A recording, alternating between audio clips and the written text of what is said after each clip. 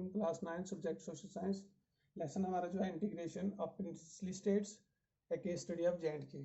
और उसमें आज का जो हमारा टॉपिक है मल्टीपल क्वेश्चन। तो मल्टीपल क्वेश्चन को हल करने के लिए आपके पास 4 ऑप्शन दिए होते हैं और उन 4 में से आपको एक सही जवाब चुनना है। तो जैसे यहाँ पे हमने क्वेश्चन दिए हैं, इस साइड में हमने इनके ऑप्शन दिए हैं, हर एक के 4 में से हमको सही चुनना है। तो पहला क्वेश्चन जो है, when was Indian Independence act passed? Indian independent act कब पास हुआ था, यानी हिंदुस्तान की आज़ादी का जो एक्ट है वो कब पास हुआ था। हमारे पास 4 ऑप्शन हैं, 1947, 1948, 1949, 1950। तो इनमें से हमने चुनना है कि कौन सा राइट आंसर है। इसका राइट आंसर जो है यह है 1947, 1947 इंडिपेंडेंस एक्ट। दूसरा क्वेश्चन की ओर आएंगे, which of these option was given to the princely state in the Indian Independence Act 1947? Indian Independence Act 1947 के तहत जो प्रिंसली स्टेट्स थे उनको कौन कौन से ऑप्शन दिए गए थे। पहला ऑप्शन था join India, join Pakistan, remain independent, all of these. जो 1947 एक्ट था उसमें जितनी भी प्रिंसली स्टेट्स थी उनको अख्तियारात दिए गए थे। जो ब्रिटिश पार्लियामेंट थी उसने अख्तियारात दिए थे, चाहे आप हिंदुस्तान के साथ रहो, चाहे पाकिस्तान के साथ रहो, चाहे इंडिपेंडेंट रहो। तो ये बता रहा है कि कौन से हैं, इसमें है ऑल ऑफ दीज, तीनों के 3 दिए गए थे। आप हिंदुस्तान के साथ भी रह सकते हो, पाकिस्तान के साथ भी रह सकते हो, रिमेन इंडिपेंडेंट आज़ाद भी रह सकते हो। उसका राइट आंसर है ऑल ऑफ दीज। तीसरा जो है, when did Maharaja Hari Singh of Jammu and Kashmir offered stand agreement to both India and Pakistan? कि महाराजा हरि सिंह जैसे जम्मू कश्मीर को उसने कब ऑफर किया था स्टैंड एग्रीमेंट को, हिंदुस्तान को भी और पाकिस्तान को भी? इसके पास हमारे 4 ऑप्शन हैं, अगस्त 12, 1947, अगस्त 12, 1947, जनवरी 26, 1947, 26 जनवरी 1950। तो इस स्टैंड एग्रीमेंट के को 12 अगस्त 1947 को महाराजा हरि सिंह ने ऑफर किया था दोनों मुल्कों के लिए। तो ये इसका राइट आंसर है, 12 अगस्त 1947। और चौथा सवाल, when did Pashtun tribal invade Kashmir? Pashtun tribal जो थे उन्होंने कश्मीर पे कब हमला किया? अक्टूबर 1947, जनवरी 1948, मार्च 1948, सितंबर 1947। 4 ऑप्शन हमारे पास हैं। इसका राइट ऑप्शन जो है, सही आंसर जो है, ये अक्टूबर 1947 है, यानी 1947 अक्टूबर को पश्तून ट्राइबल ने कश्मीर को इन्वेड किया, इस पे हमला हो रहा है। और 5वां, when was the Karachi ceasefire agreement sign between India and Pakistan? Karachi ceasefire agreement Hindustan और पाकिस्तान के दरमियान कब साइन हुआ?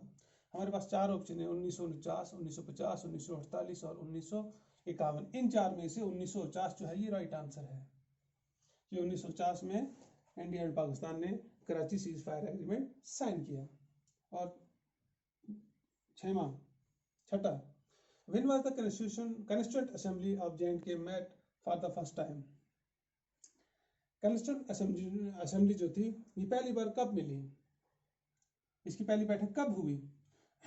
अक्टूबर 1950, अक्टूबर 1951, अक्टूबर 1952, अक्टूबर 1948। हमारे पास 4 ऑप्शन है, लेकिन इसका राइट आंसर जो है, राइट ऑप्शन जो है ये अक्टूबर 1951 है, 1951। 7वां, when did the constitution of J and K came into force? कि constitution of Jammu and Kashmir कब लागू हुआ? हमारे पास 4 ऑप्शन है, 26 जनवरी 1956, 26 जनवरी 1957, 26 अक्टूबर 1956, 26 सितंबर 1954।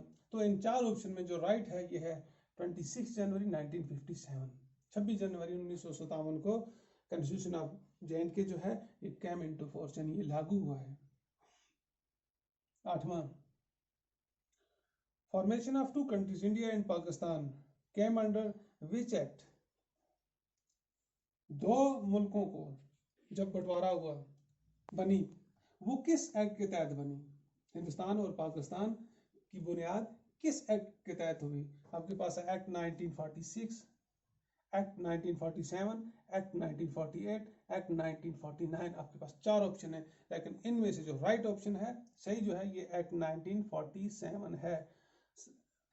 एक्ट 1947 के तहत हिंदुस्तान और पाकिस्तान 2 आज़ाद ममलकतें बनी।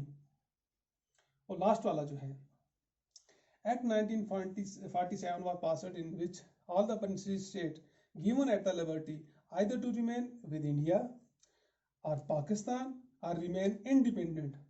Then who removed the option remain independent?